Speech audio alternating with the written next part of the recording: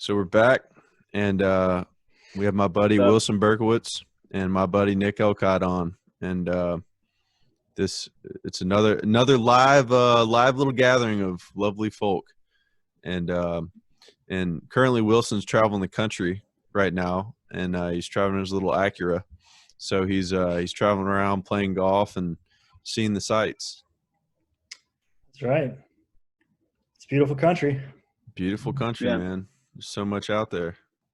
Cool thing is we all three have lived out of our cars and done the country traveling. So I'm Yeah. really pumped to see Wilson's perspective on it and hear a little bit of Drew's perspective too on this, what it is to pack up your bags and just travel the country and see the sights. And you're doing this solo, is that right, Wilson?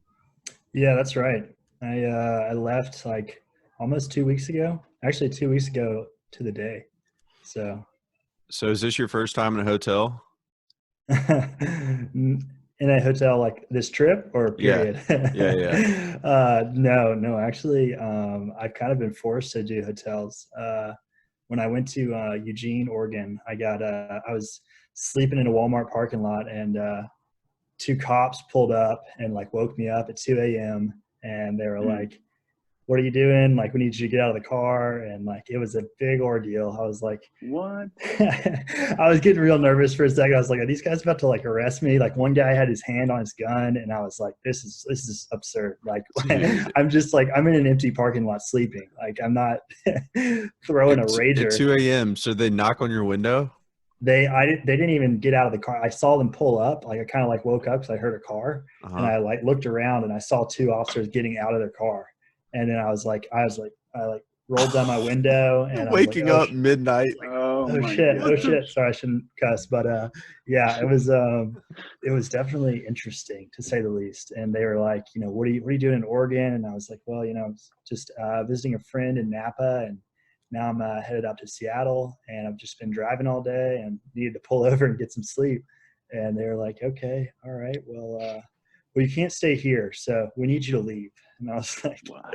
all right. So at 2 a.m., I drove from Eugene, Oregon to Bend, which is about 2.5 hours. Oh my God. I was quite certain I was about to meet the second Zodiac killer out there. It's the middle of nowhere. And yeah, I was a little nervous, but that's when I got a hotel.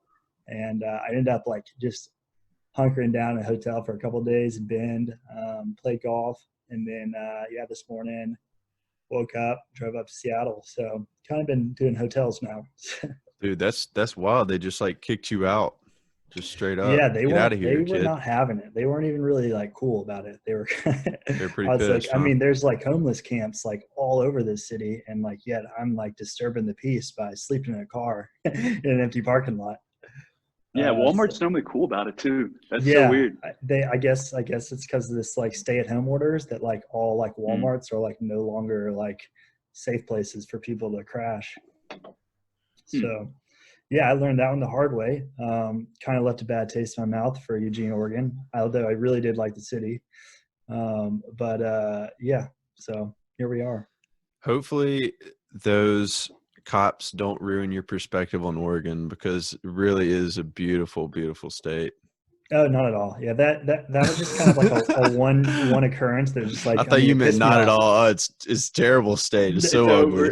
No. It was it was definitely something that like for like the first like 30-45 minutes of the drive to Bend, I was like, screw those guys. but no, it's such a beautiful state. And when I got to Bend, I was like really blown away. I personally, living in Vail, it's kind of it doesn't necessarily have like the ski town right there, but does have mountains close to it. And it has a lot more there's a lot more things to do. There's a lot more like stores and stuff, so it feels more like you're living in a city than like being in this tiny little like strip of I-70 where you have like a Walmart, a McDonald's, and then you have like Vail Village and Lions Head Village. So it's nice it's nice being in the place. I enjoyed it, and actually thought about potentially moving there one day. So cool.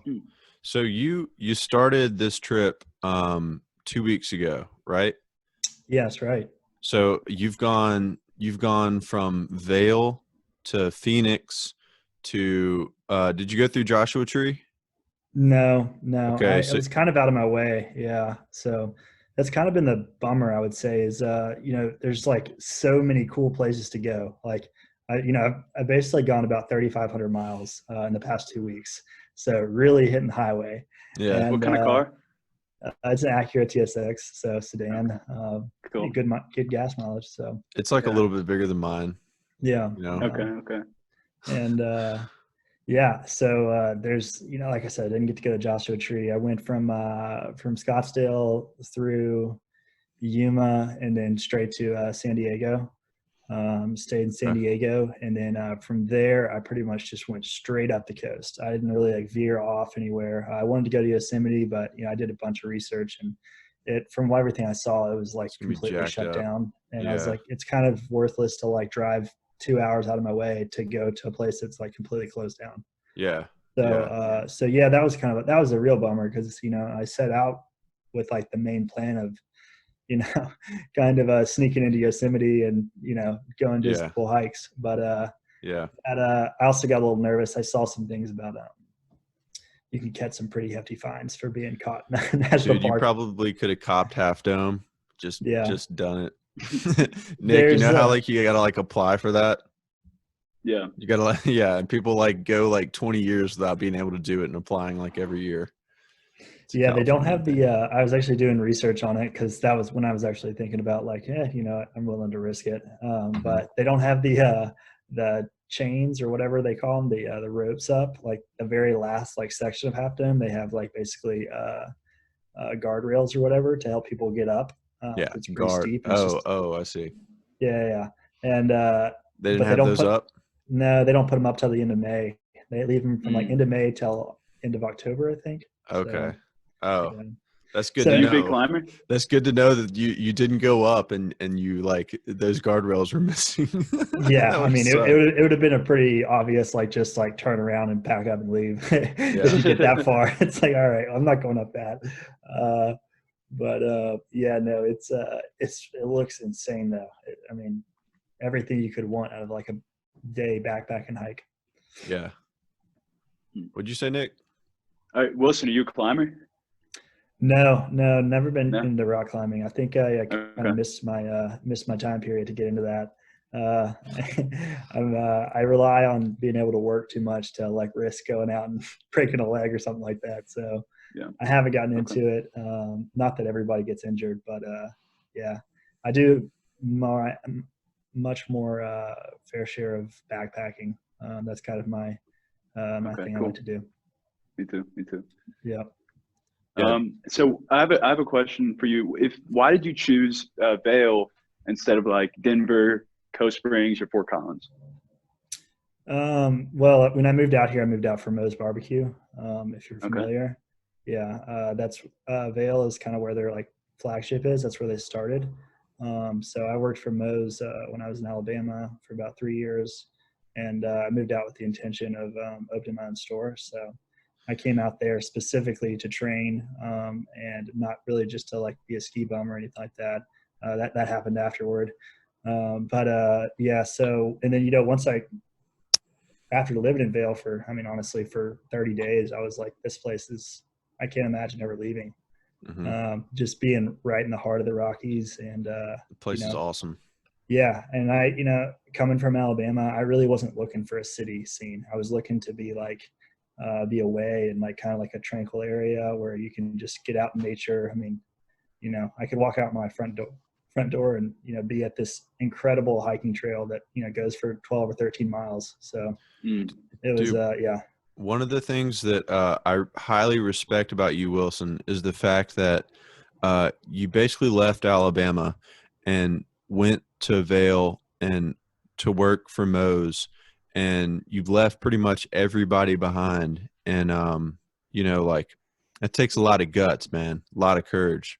So hats off to that. But and then when you got to Vail, you just stay with Moe's and you worked up to GM, working from like 6 a.m. to like 8 p.m. or 7 p.m. like every day. I mean, that's more than you were working more. When I was traveling the country and I stayed with you in Vail, you came home well, number one, you were sick and tired of the food, which was hilarious because Still am. I was so excited to get some free food. And so when you brought that home, it was like, oh my God, this is amazing. I haven't had food like this in forever.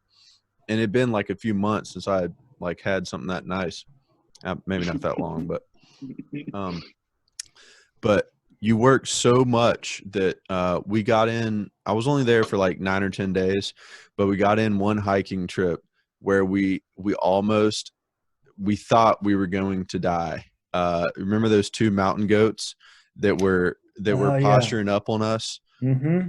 Yeah, you remember the names of them? You remember the names of the goats? You have to remind me. I remember we named them. Yeah, it was like Harry. Harry was the I think Harry was the younger one, and then right. or maybe Harry was the older one, and we made up some other name for the younger one. But like once they realized we weren't going to kill them or hurt them, they were cool with us, and then they just hung around us the rest of the time, and we felt safe around them. There was like a mutual nature respect going on there. That was so weird because like I was a little bit nervous about bears, but that's just coming from an Alabama kid that's never been hiking before.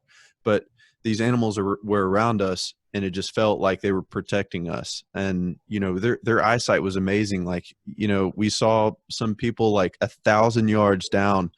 Like we didn't see them first. We saw the goats look at them. And then I was like, hey, Wilson, what are they looking at? And then we looked over at what they were looking at, and it was like people thousands of yards down, just like walking up. And, but it was it was actually a really, really crazy experience. And that was kind of, I had seen them before. Like I've hiked a couple 14ers where like one would kind of be like, you know, he was around, but they never have I like been that close to them. I mean, you know, they were like, I mean, you know, you could like within 5 feet of you at like you could have kicked one, literally. Yeah, absolutely. And so that was a little, you know, at first it definitely, like you were saying, it was a little startling. You know, they were getting really close. And I remember the young one was way more. It had grown up like seeing more people, and the older one was like, I don't trust them. I know they're going to feed me maybe, but I don't trust them really. And I remember saying to you, I had a knife, and I think this is what got you to end up buying a gun, so that when you go out the next time, you'll never feel like we felt that time. This was one of the experiences. Yeah, that was absolutely true. But I remember opening up the knife, and then I was like, Wilson, we're just going to stand right here. We're not going to run. We're not going to do anything. We're just going to stand right here. But let me tell you, if he rushes at me, that old one rushes at me, I've got a 60-pound backpack on. I think it was a 68-liter, that red one you let me borrow. I had a huge, I think I had anyway. I said, if this goat runs at me, I'm going to jump as high as I can and stab him right behind the left shoulder blade, like right here, like right under his left shoulder, because that's where the heart is. And you're like, yeah, I'm gonna grab this rock and I'm gonna hit him as hard as I can on the head or in the face. Yeah, it was. It's kind of funny, you know, when you have those encounters. You know, again, like growing up being Alabama boys, and like, you know, any interaction with animals. I mean, I didn't grow up hunting or anything, but like, you know, maybe you see a deer or something like that. But you know, definitely not like a wild animal that's like fending for its life on a day-to-day basis. You know, when you've got bears and mountain lions, so it's a little bit more alarming. Now, you know, I've definitely grown a lot more comfortable around the wildlife, and I do carry a gun with me when I go, especially when I go alone, particularly for just like just peace of mind. It helps me sleep at night, and that's really all I need to argue for it. It's like if it like makes me feel better, then I'm never going to pull it out. Cheers to peace of mind. Yeah, exactly. So yeah. And what kind of gun do you have? It's a Glock 10mm. Okay, cool. Yeah, so it's primarily, I mean, the only use for that gun is for large animals. You would not get that type of gun for self-defense from humans. It's just, you would get like a 9mm. The bullets are huge for this. So yeah. Think you could take down a bear? Yeah, furniture? absolutely. That's Yeah. so when the guy I bought it from, he was is a police officer for like 19 years. Depends He on the was at clip a size, gun bro. show. I don't want to make it sound like I just like went to this guy's house and bought a gun. But What's that clip size, dude? it's got 12 or 14 rounds in it. Yeah, you better have 14. Yeah. You might want an extended clip on that, because I one got shot cheap. ain't gonna take down a bear. No, absolutely not. But that guy, he goes out every year to fly fish in Alaska. So he's like, I bring this specific gun with me every time I go to Alaska. He's like, like a rifle is like too much, like too big and too bulky to like bring with you when you're like fly fishing and stuff. He's like, so you just have like one of these Glocks on your hip, like, and it will take down a grizzly, it'll take down an elk, anything that's rushing you, it will bring down if you hit it right. So. Yeah. All right. That's So Yep. if a smart, bear man. runs at you, That's where are you smart. aiming? You I gotta mean, aim it small, miss depends on the small. situation. Unloading. Yeah. Just Yeah, I unload. mean, I'm aiming for the body and hitting it. I mean, You, if all I could right. hit the head, Uh-huh. Yeah, because you could hit the lungs, you'd be pretty good. You get the stomach, that'd be an injury. You wouldn't do anything that much. But you get it hit the heart, and then he'd probably be done in like 5, 10, 15 seconds. Something like yeah, that. If Yeah. it's coming like straight at you, are you gonna aim for like right here? Are you gonna aim for like the Dude, skull or I'm the going eye? for Like head, bro. I'm yeah. hitting the head, head. shot? I mean, once you actually shoot it, man, you realize like how much kick it has because it's such a big caliber bullet. Like, the headshot just like to me is so small, especially like you're talking like something like an elk or something that just like doesn't have like this big like bulky head, like wide like a bear. I mean, bears, they're like black bears in Colorado. They're super skittish. I've seen one, and it was I would say like adolescent, maybe 2 years old or something like that. And I mean, the moment it saw us, it just like took off running the other way. And mountain lions, they're more so like preying on like children and like smaller things, like full size adults. They're not like about. I mean, there's certain situations, but yeah, for the most part, they're very skittish too. If they know that you know where they are. The Pennywise of So the honestly, forest. like an elk or like a moose would be like I would say the most dangerous situation if you got in between like a mom and her calf, just because they're so freaking big, man. So, Dude, I woke up in the Tetons. I've told you both of you guys this story before, but I woke up in the Tetons. I was sleeping on the top of one of the mountains, and I just heard like a faint sort of, and it got louder and louder. And I was thinking, okay, somebody's just walking along the path. Then it got, and I was like, I'm gonna have to wake up and tell this person, hey, I'm sleeping here. And then it goes, and I open my eyes and I see two legs literally right in front of me. I could have reached out and grabbed it. This is not no bullshit. I could have reached out and grabbed the leg of this elk. It was a mama elk too. And I just stayed completely still. But I watched her pass. She was walking. She wasn't staying still. She was moving. And she got up past here, and I sat up and rotated. And then I went back straight, and a male elk it had horns. I think it was a very young elk because the horns were not big at all. That, and it was the beginning of the season. I think this was July or so, the end of July. And I saw him, and he was looking right at me, and then he just dipped off. But very scary. That was the same spot, Nick, where you told me that, hey, man, there is a huge bear scratch on that tree, like a bear back scratch on the tree that you're sleeping next to. You should definitely be more aware. I was like, dude, I have my bag thrown up over a tree, man. I'm good. On the topic of animal encounters while we're camping, I was camping this place called I think Hawkeye State Park, and I think I was back like 5 miles. The trail was a loop, but the loop had like another extender at the end. So I took that extender and it followed a creek, and I set my tent up in like not a regulation tent spot, but it was just kind of like near the creek, and I thought it was a cool spot. And I ate my mountain house meal, and I wasn't too experienced at backpacking at this time, and I left my mountain house meal like I didn't tie it up in a tree or anything. I just left it out by the fire. I'll clean it up. I'll clean it up the next tomorrow. day. Yeah, I'll do it, whatever. And I was in my tent, and then all of a sudden I hear this. I don't know if anyone's ever heard a coyote, like their whine.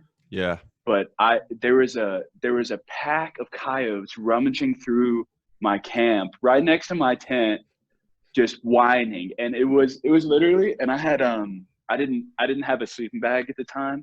I just had a tent and a backpack, and all I had was an e-blanket. So I was in an e-blanket, and it's like just like crumpling up with every sound, every like inch that I move, it was crumpling up. And I was like, please don't move. I had like my knife like by my side right here, just ready to go. But I just was like, go to sleep, man. Just go back to sleep, please. And I ended up falling asleep and waking up, nothing happened. But that was my scariest moment for sure. Yeah, Wilson, excuse my friend's goatee. He's not an HVAC repairman. Well, actually, that's not true. Yesterday, I did repair. What is HVAC? Is it cleaning the air ducts? Okay. No, wait. No, Kind of. I mean, it's like air totally conditioning. Butchered that joke. So just forget my joke, and let's just rewind there a second. And then, yes, I actually shaved this because I thought it would be kind of funny if I was wearing a mask. And then because it looks like I don't have a beard. And then as soon as I take off my mask, I have facial hair. Yeah. But it's only going to be for a little bit. I just thought it was something dumb I did yesterday. Like, you look good, like when you do this. It's like, oh, that guy's clean shaven. Yeah. Yeah. Oh, wait, he's an HVAC repair guy. Yeah. Oh, this guy's dirty. He's met a lot of people.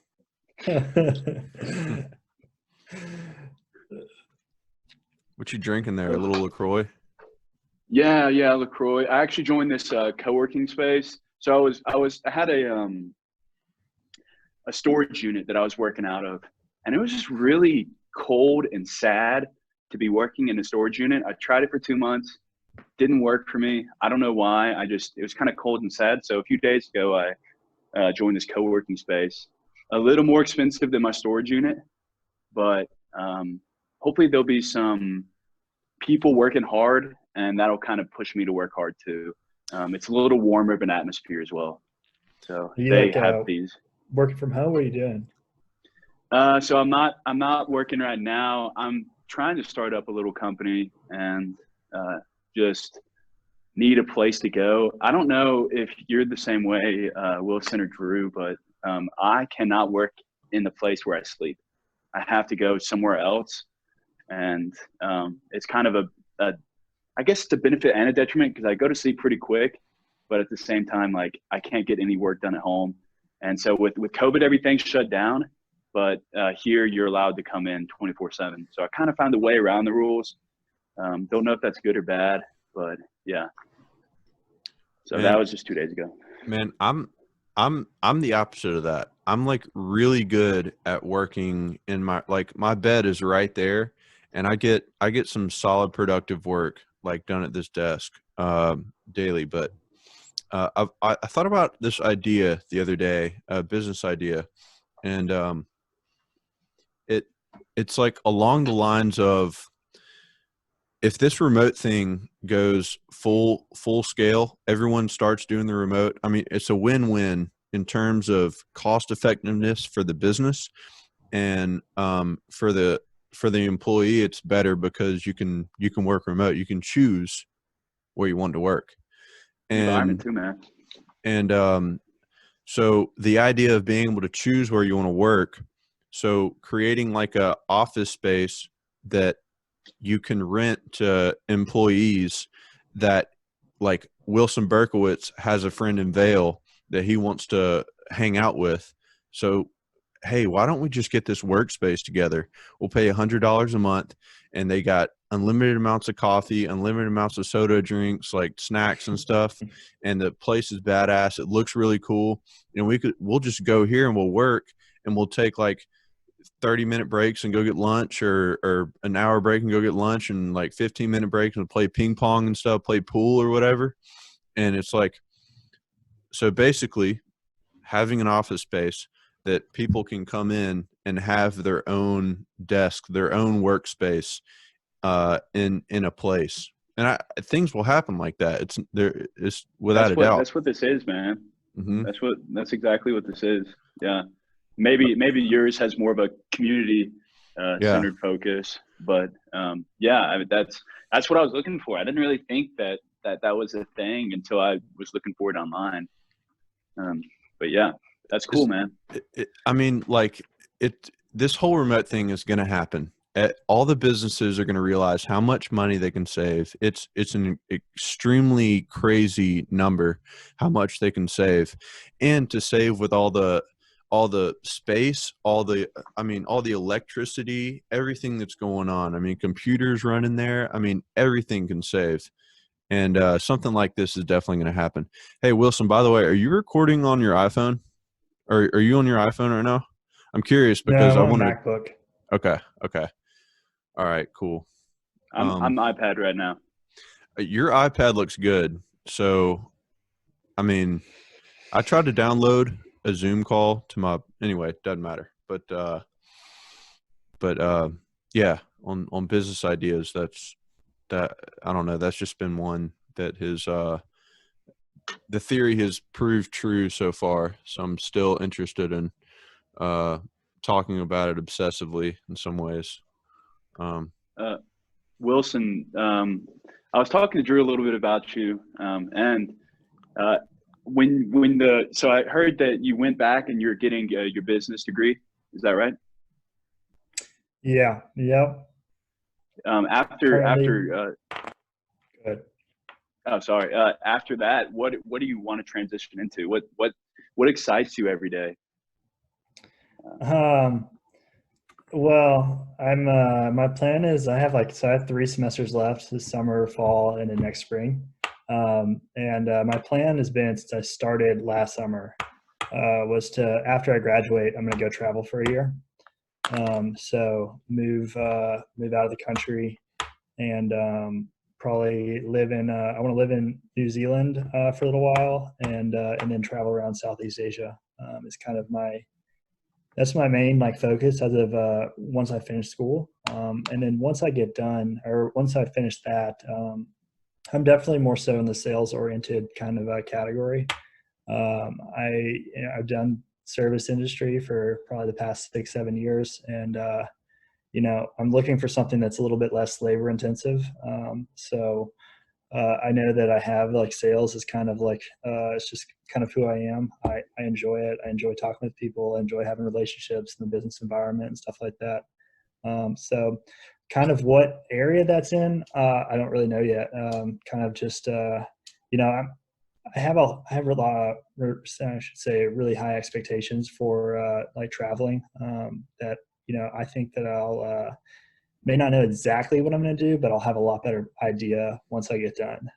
Because, for me, I think kind of being on your own for a year in a foreign country, nobody around, I think it's just it's a spiritual thing. It's it's just a perfect environment for growth, for personal growth and everything. So I'm really looking forward to that. And that's pretty much my main focus right now, is to finish school and then execute that.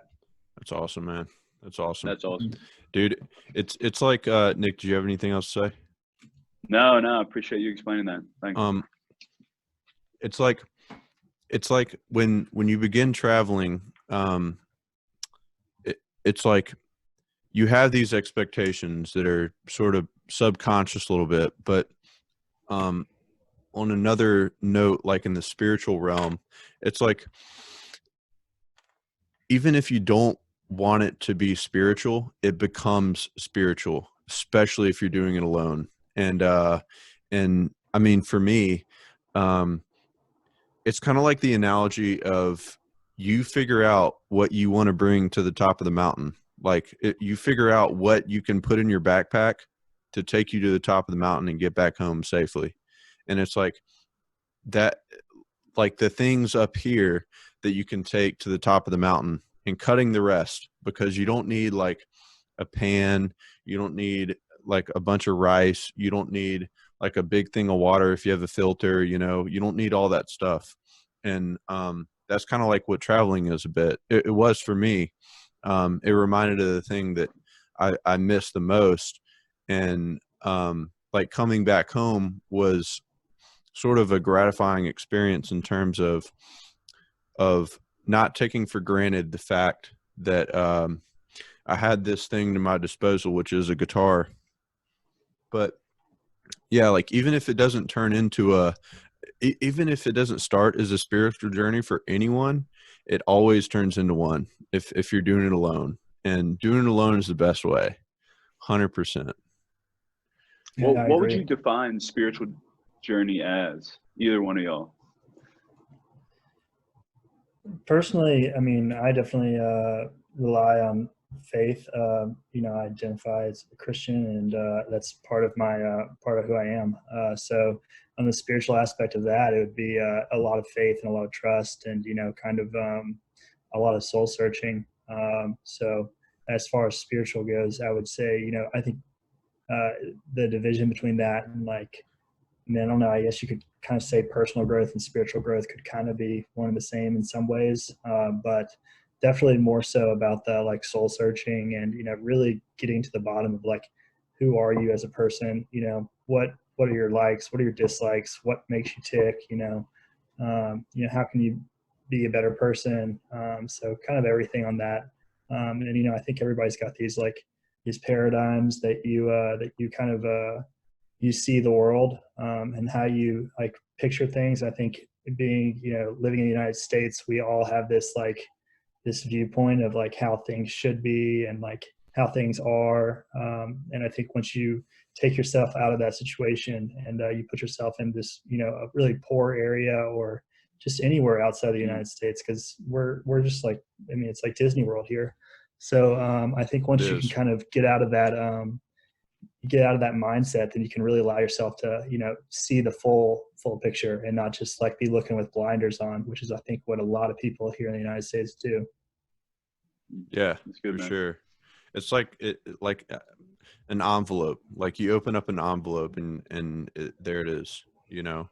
But it's kind of, you got to find a knife or something to open it up. Kind of takes some energy. Yeah. The spiritual journey. It's like some people will blanket the journey. Like they'll smoke out. I mean, they'll smother themselves with bad eating habits or drinking or drugs or something like that to kind of dumb down the feeling that it is most effective inside their mind, like where they express themselves the most. And that's one thing, is like smoking out the unnecessary, to know what's necessary, mentally, physically, religiously, and everything else. It's easy to become like super passive and just like smoke a lot of weed or drink a lot of alcohol and teleport to the next day. When you're in a tough predicament, or maybe like you lost your job because of COVID and you just want to teleport to, you get a new job, you've been applying for a month, so you just go buy some pot or buy a bunch of alcohol, and instead of like you're doing, Wilson, you're traveling, you're doing a little soul search, and you're helping yourself grow on a personal and spiritual level, and that's something that I respect. Yeah, me absolutely. Too. Me too, for sure. Yeah, it's kind of it's like you can make the journey stressful if you want, or you can trust your feeling and continue to go with that. Like seeing a street that, you know, I don't know why, but I need to go down the street, you know, and you go down it, and then you move forward with trust in that. Exactly. You move forward with trusting it. And then it turns into this like, oh, I'm confident that I'm trusting this thing. And then that's just a compounding effect of positive interest in yourself. So like that emotional thing that you always trust within yourself. It gets better and better the more you trust it and good things happen. Just the more you take action on it, you know, and it seems like it can be this whole elaborate thing, but in reality, it's like just trusting in the gut, you know, just trusting in the feeling, trusting in God, you know, and, you can make it this whole stressful thing of like, I'm going to go soul search. I'm going to, you know, cut everything out of my life that is negative right now. And then you get all down on yourself because you judge yourself of not being able to complete those things. But then it's just like piece by piece. Like if you're trying to get a new diet, it's like adding salad in, not taking away the donuts, but just adding salad in so that you're more full. Like, if you had a salad that morning, you're going to be less likely to get that donut after lunch because you're a little bit more full. You know, it's just simple as that. And I don't know. Go ahead, Drew. What were you going to say? I was just going to just insert one. I don't know one person that was on their deathbed that said, man, I wish I didn't follow that gut instinct, that intuition, that discernment, that I just don't know one person. I think all the people who are in maybe retirement homes or they are sick and they're about to die, they think, man, why didn't I act on that feeling that was so prevalent and so strong in my life? So I think if you follow that, and like you, for me, huge planner, I have to plan. If I do follow that gut instinct, I have to plan every single detail out to the T, make all these calculations. Now I go, but that gives me anxiety, that stresses me out. So if I were to just kind of go with it, I think it would be a much easier on my soul, and make the spiritual experience a lot more profound potentially. So when you say that you're a planner and like not planning gives you anxiety, like if you go on a backpacking trip or if you go on a road trip or something, is it like you know exactly where you're going to be almost like to the hour, or is it like you kind of you have a general idea of what you're going to do, and like that's kind of your idea of planning? I'd say that it would be more to the T of, I hope to be at this point at this time so that I can let's say when I was on my road trip, I will drive for 4 hours, 5 hours a day. Hope to be here at a certain time. I want to get in Planet Fitness by this time. I want to be in my Walmart parking lot in my bed this time, opening up my hotspot on my phone, watching some Netflix at this time. And then like, I don't want to eat any sugar. So if I eat any sugar, I'm going to get so down on myself. So, and I'll like plan out the diet and the habits and what exercise routine I'm going to do. And it gets to be a lot overwhelming for me. It's more like I get more stressed. Like I get stressed if I don't plan, but when I do plan and things don't go according to how I planned it, I get stressed out more than if I hadn't planned initially. I can definitely relate to that. I think that's kind of why I don't plan so much, is because I hate when plans like fall through. Yeah. There's like few things in this world that I hate that much, is like when you like put a lot of work in and like, you decide like, we're going to do this. And then like, it just like ends up not happening. You're like, oh, it's a crush to the heart. So I'm a little bit different, but I can relate. Yeah.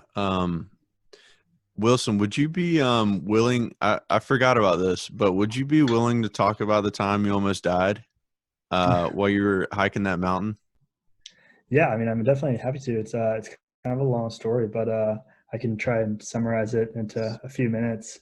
Like we were talking about with that planning whole thing, me and a buddy had we were gonna hike Mount Holy Cross, which is 14er in Eagle County, and we had made this we decided like a week before. We had it was on both of our off days, and so we were gonna hike in, basically camp. You're gonna hike in the first afternoon, camp that night, and then wake up like 4:30, 5 a.m. and then summit the mountain, and then come back down and then hike out. Anyway, the morning of when we were supposed to go, I like call my buddy and I was like, yo, like, what time you want to meet up? And he was like, oh, dude, he's like, went out with my girlfriend last night and got drunk and I'm hungover and I don't want to go. I was like, we'll do it another time. And I was like, like fuck that. It's like I've been like looking forward to this, like, you know, for like a week now. Like I've wanted to do it for even longer. You know, stubbornness kind of took over, and I was like, you know what, like I'm going by myself. And this was actually probably the first time I'd done like a longer trip, like an overnight trip by myself. And I also didn't. This is where the lack of planning factored in a lot. I didn't have a great idea exactly of where the trailhead was, and I kind of took some advice from a Forestry Service employee who you would think would be very knowledgeable. This guy was not, and he pointed me to a wrong trailhead. So I ended up getting on basically a completely different trail that's like it's like a 24-mile loop instead of like a 14-mile out and back. So I ended up being way off. I was still in like Holy Cross National Forest, so like all the signs like kind of looked right. But anyway, I ended up going, and you know, I was just cranking along for 5 or 6 hours, and you know, there were like some like signs here and there that like, you know, things weren't right, but I was like, surely it's fine. Just kind of like pushed those to the side and just kept chugging along, and eventually found myself where, you know, I didn't bring a water filter out there because I didn't think I'd need one, because I brought when I hiked in, I dropped my pack about like my big pack about 3-4 miles in, and then I was going to do the rest with like a small pack. And I ended up basically leaving behind half the water that I brought in that big pack. So yeah, you know, 5, 6, 7 hours later, I like completely ran out of water, and now I'm like, you know, 10, 11, 12 miles out on this trail that I have to come all the way back to get water. You know, there's streams and stuff along there, but you know, you kind of risk getting Giardia if you're you know, I mean, I think it's fine in like little amounts, but I think if you're drinking, you know, liters of like unfiltered water, you're definitely at risk of, you know, getting sick. And especially when you're out in the middle of nowhere with no cell service, like I think there's no quicker way to die than getting poisoning or getting Giardia. So I didn't, and I ended up you know, it was kind of basically getting to the point, you know, hiking for about an hour and a half, 2 hours without any water at all, trying to get back to to where my pack was. And, you know, just to the point where you're just like almost delusional and like seriously starting to contemplate, like, if this is like really how you're going to die, like freaking lack of water, dehydration, like what a terrible way to go out. Honestly, what a stupid way to go out is all I was thinking is like, oh, this is like, what are people I know going to think of like how stupid that was? And, you know, I ended up, you know, it was starting to get dark around like 8 o'clock at night now. Again, you know, I'm still probably like 10 miles from where my, like, probably like 9 to 10 miles from where my like pack is. I ended up seeing a campfire, and like, I was like, there's got to be people over there. So beelined it to them, and they were just some guys that had been out there fly fishing for the past like 4 or 5 days, and they're like, we haven't seen anybody since we got out here. Like, you're the first person we've seen. And I was like, that is I was like, that's you know, to me it was a sign from God. I was like, this is, you know, this is straight up like saving my life right now. And so I ended up getting water from them, and you know, pride kind of kicked in again. I was like, it's like 8 o'clock at night, like I don't have any of my camping stuff. I'm not about to like ask these guys if I can like sleep with them in their camp. I was it's like, I'm not gonna ask that. And so, you know, I filled up water. I had plenty of water, probably like 4 liters to like get me back to my camp. And I was like, all right, you know, like I got a headlamp, I got a Bluetooth speaker, so like, you know, if there's animals around, they can at least like hear that I'm, you know, 'cause it's going to be dark. At least they can like know that I'm here, and they'll probably hopefully stay away. And so I set out, and I hiked at least 8 to 9 miles, like in the middle of the night. it starts raining about like 10 p.m., making matters even worse. I was like, now I'm starting to like slip on rock, like left and right, because it's dark, and like just banging up my shins. It turned into kind of a nightmare. Actually, it was a nightmare. And so I ended up, but I got lost on the trail a few times. Kind of started following a game trail that I thought was the actual trail, and then that kind of like spit me out into just the middle of the forest. Like that was honestly more terrifying than not having water. Was feeling like you're lost in the middle of the forest. Because before I was like, at least I'm on the trail. Like if I die, they'll find me. Like somebody will stumble upon me. It's like this way, like I might like never be found again. And so yeah, it was there was a lot of my mind was going to some pretty dark places as far as what was actually going to happen to me. And it's kind of weird saying out loud, but it really is when you're in those situations. It's kind of it's crazy where your mind will take you. But luckily, I kind of used just kind of the judgment of like looking at that as I was hiking along a valley, and used the two like kind of peaks from on each side of kind of to judge how far in the middle of the valley I was supposed to be. And luckily made it back on the trail. And yeah, probably I think it was I got to my campsite around 2:30 in the morning. Jesus.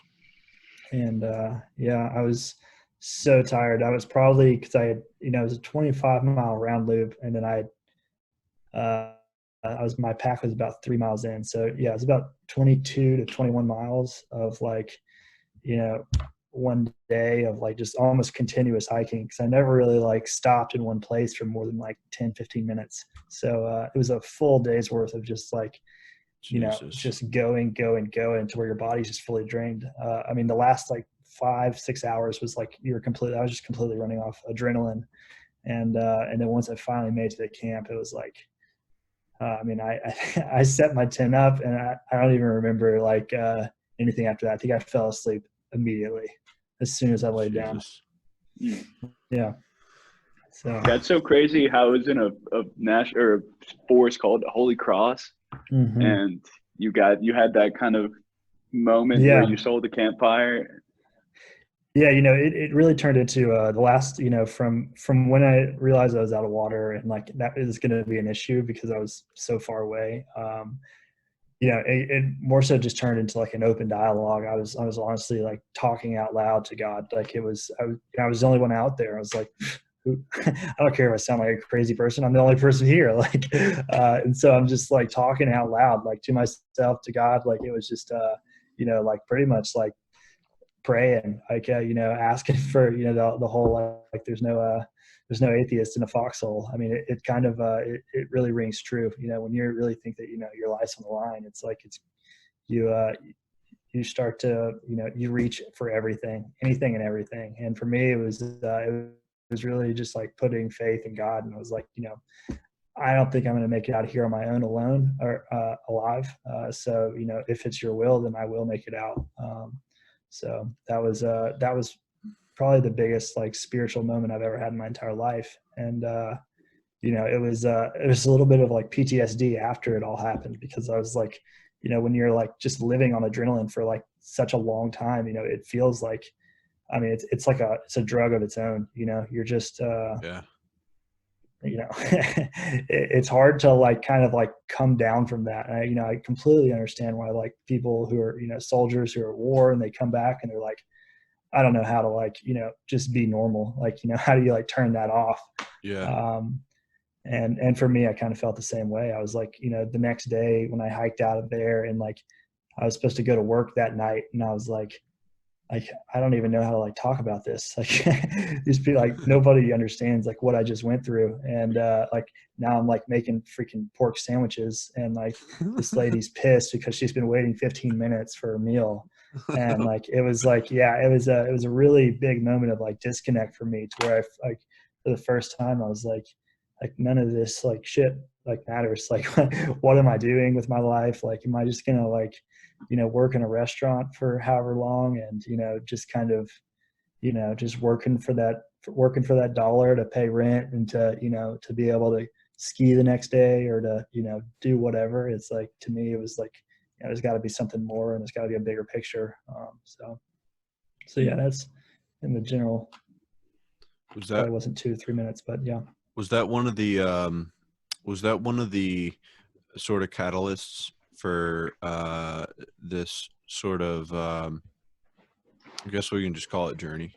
Was that a catalyst for self-realization for you? I'm sure it had to have been to some extent. Yeah, that was a major, definitely a major turning point in my life. And where you start to, I was questioning, how I'd handle relationships with like my family, my friends, like, you start to just think about the much bigger picture. Like things like, I wish I could have just like told my mom I loved her one last time. Like, and so, when I came back from that and came out of it alive, it was like, man, it's like all these things that you just take for granted. Like I thought, 24 hours ago, I thought I was going into just going to be a fun, like backpacking trip. I was going to do it by myself. Like that was going to be an experience. Never did I ever have the slightest imagination that it was going to turn into what it did. And, coming out of it, it's like, it changed me as a person. So dude, to answer your question, I can't imagine what it would have been like to be going back down the mountain, thinking that was the trail on your way up, and going back down the mountain because you don't have any water, or just, were you in a valley? You said you were in a valley. Yeah. So there's basically two. Go ahead. Yeah, it's not like a up and a down, right? It's kind of just it's more like it's not like you're hiking straight up a hill. It's more like you're going like 12 and a half miles out, and then like the last mile of the like out and back or loop or whatever you want to call it is like you actually do start like summiting up a mountain, which I thought was Holy Cross, but like I was like, then I started to realize like this can't be it. Like I don't know exactly how far I've hiked, but I know that I've hiked longer than 7 miles, which would have been Holy Cross was 7 miles in, 7 miles out. And I was like, I feel like I've hiked 10 miles and I haven't even made it up to the summit yet. And dude, so yeah, I can't imagine what it would have been like to be in that valley, looking for just speaking out loud, talking to God, talking to yourself, doing whatever makes you feel a little bit better in that moment, and thinking like, I may never even be found. I'll die, and I'll never be found. And like, seeing that fire must have just been the best feeling like ever. You probably just like almost had an orgasm. I mean, I can't imagine. Yeah, it was like as close to the point of like giving up as I probably could have come, of to like just being like, I can't hike anymore without water, and I'm just gonna lay down and, and we'll see what happens. But yeah, I saw that. It's like, it's like it's like hope. you see that and you're like, all right, like we're back in it, like we're not dead yet. And so yeah, it was like, it was a game changer. 110%. Going through that experience of being like, I'm going to lay down and die right here, to seeing that fire, like almost making that decision to seeing that fire, that gap of mindset, I'm sure was the most extravagant, euphoric feeling of I can't even, like, thinking about death and then moving completely to like, I'm going to live, like that gap. It can't be like, I'm having a good night and I'm getting drunk, here's some cocaine. It can't be like that. It's more like, I just can't imagine. And, I think adrenaline is a hell of a drug, and oh my God, it's unlike anything else. To me, it was like, this is the most alive I've ever felt in my entire life. And just so happens was when I never felt closer to being dead. Yeah. So it's kind of this like really thin line that you walk along. And, you know, it makes sense, right? You have these people who are, you know, always pushing the limits with doing adrenaline, extreme sports and stuff like that. It's like, once you have a taste of that, it's like, oh man, there's nothing like, can quite quench a thirst than like putting yourself back in a position like that. And that's kind of where I got to. It was like, I was to the point I was ready to really move out to like the backcountry in Alaska and like, just like, and try and like recreate that situation in a sense. But really to test myself. And yeah, so it sounds, I mean, just crazy, but it's like, man, these were actual thoughts that popped in my head. And so, you know, I'm not going to lie to myself and pretend they didn't happen. Man, I can't get over the symbolism of that story. Like fire through the bushes, and you meet these fishermen, and you're at Holy Cross Forest, and you're on the wrong path, but you get directed to the right path. Like it's beautiful, man. It's funny how symbolic things can be, and they're not an accident. Yeah, no, absolutely. I mean, I will, when the day comes when I die, I will know in my heart that was all for a reason. And it was, you know, to me, it wasn't just some random fluke. You know, to somebody else, it might have just been a stupid kid who didn't plan. But to me, it was like, no, this was kind of this was a test. It was a really, really tough test from God. So, yeah. Amazing, man. Cool. What a great story. Cool. What a appreciate you sharing. Yeah. Thank you so much, Wilson. Yeah, absolutely. I can't, that story is just crazy, man. Yeah, man, it's a beautiful layout of you know, just all the visuals and everything else, and the feeling that of seeing that fire just would have been so enlightening. Yeah, cool, man. Right on. Yeah, kind of. I think of it, you know, Drew knows I'm like as big of a David Goggins fan as it gets. Yeah. And so like he in his book he Isn't that talks funny about, as shit, Nick? He's a huge yeah. Goggins fan.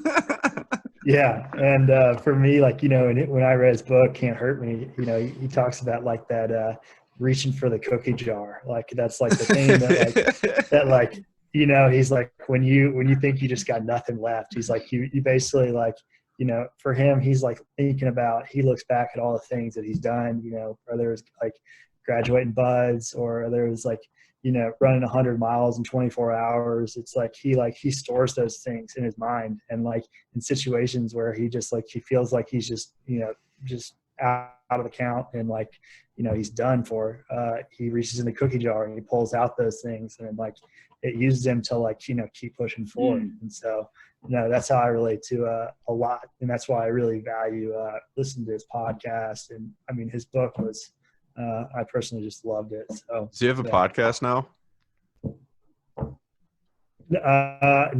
He does a lot of Instagram live. Yeah. He does a lot of I haven't no, I don't think he has his own podcast. Honestly, the guy's like working out like 10 hours a day. I know, it's crazy. So I don't think he has time for a podcast. I've seen his have you seen his who's gonna carry the boats? he just like on his last rep, they say, all right, Goggins, only one more, and he's like, who's gonna carry the boats? Who's gonna carry the boats? It's like that's his cookie jar, you know. It's like, who's gonna carry the boats? And he also says it's like, they don't know me, you know. And it's like, Goggins, we only said one more rep. You only needed one more, and that just doesn't ever register, you know. And no, yeah, his one of his friends, Cameron Haynes, who's a big runner too, ultramarathon runner. His son, Cameron's son, because David Goggins has the world record for the amount of pull-ups done in 24 hours. So his son did the world record of pull-ups in what Goggins had in 24 hours. He did it in 17. And it was like, and then now Goggins has this new light under him to like beat this Cameron Haynes' son his pull-up record now. And it's just like, but like, who's going to carry the boats thing is crazy, man. It's just like, that's like him pulling out that cookie. It's that next cookie, you know? It's so wild. That's a really cool analogy. I haven't heard that before. I really like that. Yeah. And for me, I want to be able, I should like write this down in my notes, like those experiences, because right now I probably couldn't pull out like 5 cookies if I wanted to. But if I sat and I thought about it and I was like, all right, what are the cookies in my cookie jar? So I can pull those out at a time needed. I can reference back to them. That's really cool. I like that. Yeah, that's a good one. Yeah. The cookie jar, man. And it's all like it's all thoughts, you know? So cool. But it's also that like mental fortitude of going through buds. You know, he went through buds, so like that's where he got who's going to carry the boats thing, you know, because they would carry the boats above their heads as a team. And it's like, they don't know me is probably another thing he built up in buds too, because, you know, they don't know him. And yeah, that man is crazy. Yeah, I mean, he's got a lot of areas that, like, and I think to a lot of people, it's like kind of hard to identify with, like like somebody who would actually like push themselves that far. But I mean, I really think if you you can take a lot from it if you just you know, kind of, you know, just really look into actually what his point is, and more so than like, you know, not saying that everybody should go and try and break the pull-up record in 24 hours. Yeah. But you know, just to build that like callous mind and trying to, you know, force yourself to be stronger and be better. So it's like your cookie jar during that time of when you were going to die, or when you thought you were going to die, was having faith, you know, and talking to God. That was a cookie jar, you know. Those were cookies.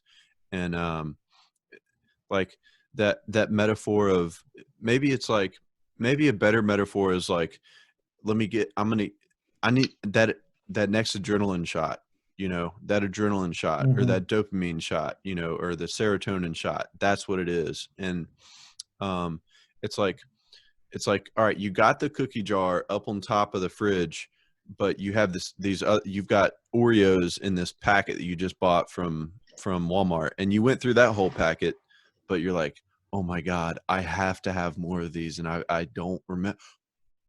Top of the fridge, I got them. And then you go get it. And it's like, I thought I was done, but then you got more. That's basically it, you know? So, very interesting. What's up, Nick? How you doing over there, brother? You like that new workspace? Pretty good. Just kind of, yeah, it's cool. It's definitely a good transition for me. So have you stopped? I'm interested to see. Have you stopped using the Go storage? Ahead. Yeah, I'm gonna cancel out the storage unit. I put carpet down. I put sheets on the wall. I tried to make it as warm as possible for me to do work in there, but it was too cold, man. And I like a warm place with people around me that are pushing themselves. And I just walked in here. It's 7:30 here, and there were 3 guys just busting it, just still going after the workday, and that just fires me up to see people doing that. So I think that's going to be a good motivation for me to. And I don't know if I'm going to network with these people or not, but it's just good to see people pushing the limits, because that's what fires me up is turning pro and not being an amateur. And just people actually being professional about the work that they do, and showing up day after day, even when their body says don't.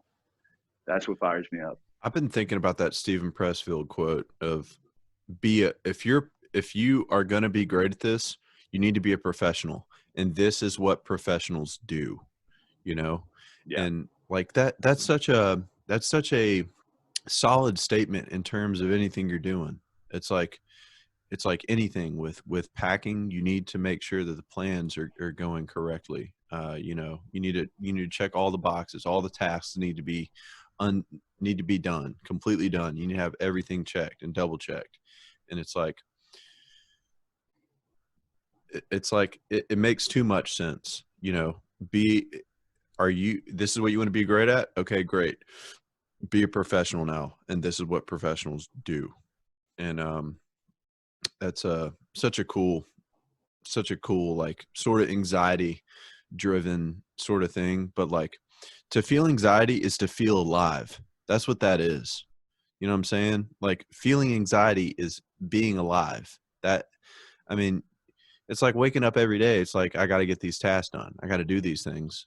You know, these are the things I got to do. I need to put them down, write them down, knock them out task by task by task, you know. And anxiety, anxiety for me is saying, hey, you need to do this thing. Hey, you need to do this thing. And you don't really know how to do it. But when you write it down, break it down step by step, it makes it so much easier to control up here. And you don't have to be thinking about it all the time. So like making that task list, or just writing out the thought on paper, journaling, or whatever it is, you know, and whatever process. And anxiety for me, I have anxiety every day. And one thing that's, I mean, there's a lot of different things that are great for it, but exercise is just wonderful. I mean, you know, it's like if you're on a run, you're not thinking about the thing you got to do after your run, because if you are, you're not working hard enough. Keep going, work harder, go sprint instead of jog, you know, like work harder, because if you're thinking about the thing you got to do after, while you're on your run, you're not exercising. You're just pity patting. Just two things on that anxiety, or maybe one thing broken into two. I've been really interested on like why sometimes I'll hit the snooze and sometimes I'll just jump out of bed. And when you talked about anxiety there, it strung a chord. It was like, if I'm late let's say I'm late for my job, I will pop up out of that bed immediately. But if I have a day off, and like, of course I could better myself, or I could go read this book, I'm much slower to get out of the bed. So if there's a way to implement controlled anxiety upon waking up, or upon being in a situation that you need that jolt. I don't even know where I was going with that. I know what you're saying. And like, on top of that, there's this thing called cortisol, which is the stress hormone. And if you look at it like a graph, like this is the graph, if this is the beginning of your day, this side of the graph, and this is time, and this is the amount of cortisol. So the graph, it starts, this is wake up. And then when you're woken up, it just goes down slowly the rest of the day, unless you do something extremely stressful, something that's going to release that stress hormone even more. So if you do a workout earlier in the day, that cortisol level is going to do this, and then you'll have this much stress the rest of the day versus this much stress the rest of the day. If you don't exercise, or just be aware of the fact that it's actually there and doing something about it. Going and getting in the sauna, or taking a cold water, you know, dipping, you know, Lake Dillon up there, you know, or, you know, Dillon Reservoir, whatever it's called. But it's like getting rid of that stress as early in the morning as possible has just been effective as shit for me. I cannot, it's incredible. It's incredible. But yeah, that's been a framework for me, in terms of controlling this, because I know if I'm not eating correctly, or if I'm not working out, or if I'm not sleeping right, I'm going to be more stressed. Which I'm curious, Wilson, how's your sleep right now? It's been better, a lot better. And yeah, the hotel beds are nice, huh? Yeah. I would say the first week and a half, first week and a half, was pretty bad. I would say when I was sleeping in the car, and, you know, just honestly driving all day and then going to try and sleep a little bit. I mean, in all honesty, it was 5 hours, maybe 6, but that's like with like maybe waking up like once or twice in the middle of the night. It's hard to really get comfortable when you're in a freaking car and you can't lay flat on a bed. Honestly, I would have much rather like just really thrown up a tent like on the ground right next to my car. Absolutely, But 100%. that wasn't an option. When Nick and I were traveling, so I got a framework from Nick about, is Nick right here for you guys, or he might be up there? I don't know, but he decided to build this whole platform in the back of his Xterra, and he was so excited about it, and it was just like, dude, you were wild. Like, you literally, like, his plan thing, like he has to. So you made that, and then you did the flat sleeping, and I was like, that's key. That's got to be key. And so in my car, I took out the back 2 seats, and I had like so the trunk is flat, but the seat kind of like does it's this. Slanted. Yeah, it's slanted. So I put a coat right here to like make it level with the rest. And that, I slept really well during those times, but I was sleeping like when it was dark, and I would wake up at sunrise and just go to sleep at like 8 or 9 or whenever it got dark and repeat. But the flat bed was huge. And I remember talking to you about it, but you had already left, Wilson. And I was like, oh man, I feel sorry for you. Coming back from San Diego, I had to sleep twice, like in my car like this. And like you said, you had 2 pillows or some shit. And I was like, yeah. It's like, yeah, that's not gonna work. Yeah, no, I was able to like lean my seat back enough to where like, the hours that I did get sleeping, like at least I wasn't like in pain. But again, it's just like, well, that's good. As long as you aren't in pain. I mean, it's, when you get like a crick in your neck, you're like sleeping like this, or, it's like your legs get stiff. And, but yeah, there's nothing better than like being able to like lay down flat. Like my like camping setup is so nice. And like, it is like, it's just like killed me that I haven't even like, I haven't even been able to take it out of the car. Like, it's like all just sitting there, like ready to go. And like, I mean, yeah, it's in there not being used. Like pissed me off being in like San Francisco, and like there's like tents all over the city, and I'm like yeah, and I might just you need to get out of here, kid. Quit sleeping my here. car to like a parking spot, and yeah, yeah, exactly. I'm just gonna go set up tents in the homeless village. These guys are actually sleeping better than I am. Yeah, yeah. I heard that's funny. A podcast the other day about a homeless person was interviewed or something. It was like, what's the worst thing about being homeless? And he said, the sleep. I can't sleep. And it's like, not that he can't sleep, but it's just like, it's not possible to sleep. It's not like he has sleeping problems, but he's like, it's not possible to sleep. And it's like, sleep, man, it's important. It's half of life almost.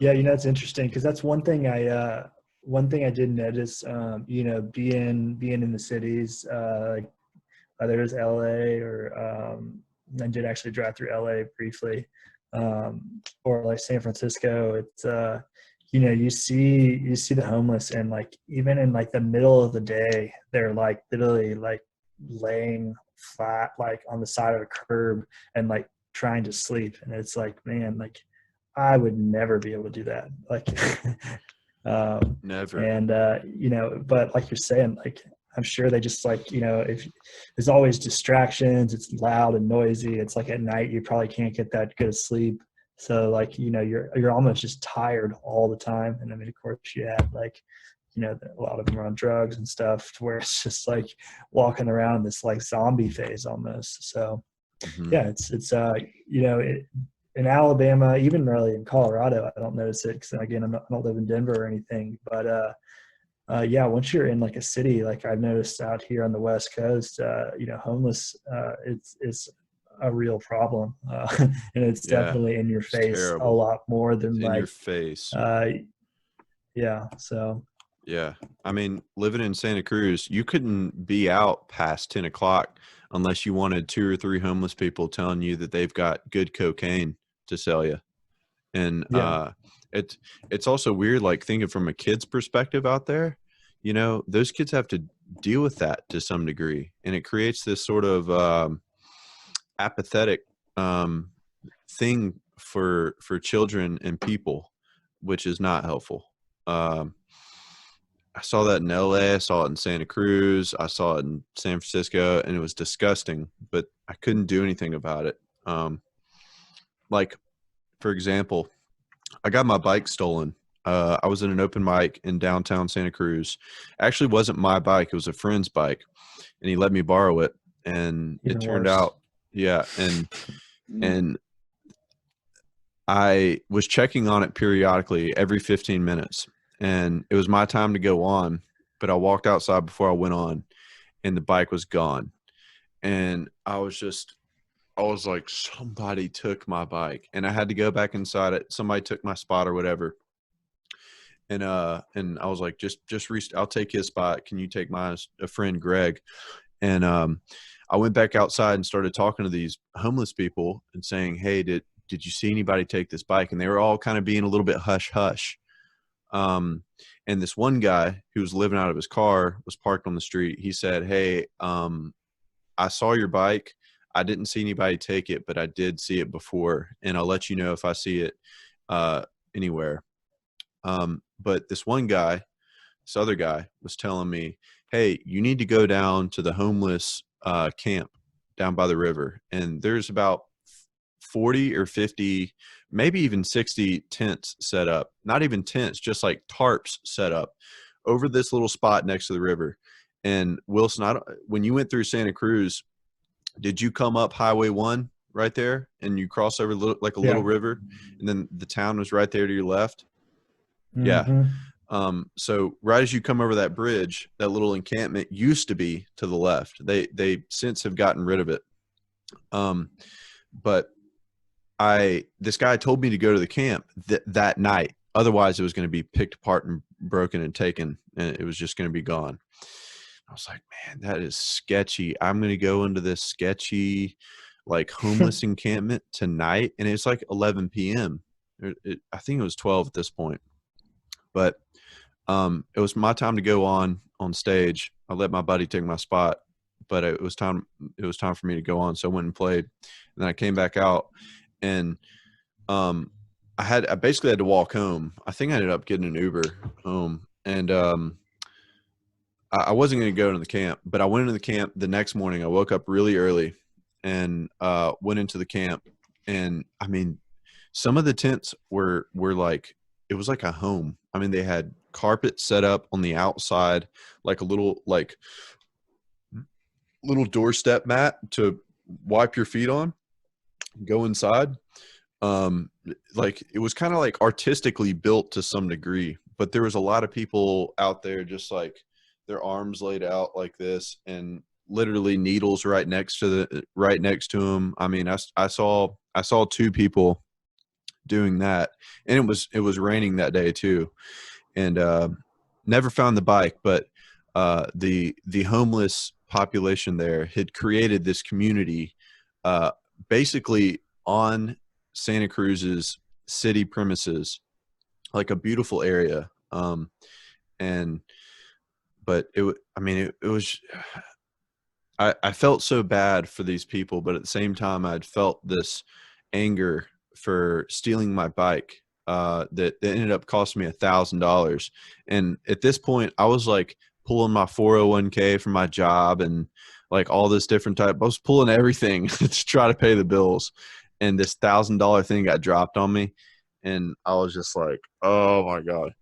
But yeah, the homeless population there was the worst of any small town, because it's like, if you think about the service industry, they do really well when a lot of tourists come in town, right? So when that happens, it's like the homeless people were service. They were of service. You know, they just would even having out a hat and like smiling at someone or something like that, and people dropping money in their hat. Santa Cruz is a tourist town. So they would all these people from San Francisco, San Jose would come down to Santa Cruz, surf for like 2 days, and then go back. But in the meantime, they would walk the streets a lot. And a lot of homeless people were always on the streets during the weekend, Thursday to Sunday. And, you know, they were everywhere. I mean, everywhere. You probably couldn't go 100 steps without, you know, a homeless person trying to, you know, get some money. And I had you mind, Drew? No, go ahead. I had a guy before I lost my job due to COVID. I had a guy who worked for me. He said he was homeless for a while, and he said he would go out panhandling in Florida. And he said he would make $800 a day panhandling. What? $800 a day. He said he was very crafty with it. He was very good. He had his technique down. He said he made a lot of money. And he also told me, I was talking a little bit about kind of like what you were saying, and I was like, well, like why does this? And he said for a lot of them, it's a choice, like a choice of freedom, a choice to not have to worry about anything. A lot of people like come and they start these nonprofits, and they want to help these people get out of homelessness and get them a job and get them. But some homeless people just want to be homeless. It's a choice, and they know they can make good money panhandling or getting it from the government, whatever aid. So just a random perspective there. Dude. So some of them choose to live that life. Mm-hmm. But we are, I could talk to y'all for a long time, but we're running on an hour and a half here. So yeah. Does anyone have anything like awesome or important that they need to say? And Wilson, I'm so grateful for your time, dude. Means so much, man. Yeah, man. Yeah, this is a lot of fun. I appreciate you guys letting me come in here and join you. It's you know, I told Drew I saw his I watched the video, I guess, for you guys doing it a week ago or so. And I was like, man, that's you know, I really like the idea, and I think it's, you know, it's cool just to, you know, get on the air and just talk. I mean, you know, about whatever. So I've enjoyed it, and yeah, cool, I appreciate it. Yeah, we really appreciate you came by, man. Absolutely. Yeah. Inspiring testimony. Yeah, for sure, dude. Absolutely. I mean, that story is incredible, man. Absolutely incredible. People will hear that. So I'm glad that you brought that out for us. Yep. All right, fellas. Well, sounds like this is the good deal. Y'all have a great night. Peace out, homies. Awesome. All right, take it easy. Cheers.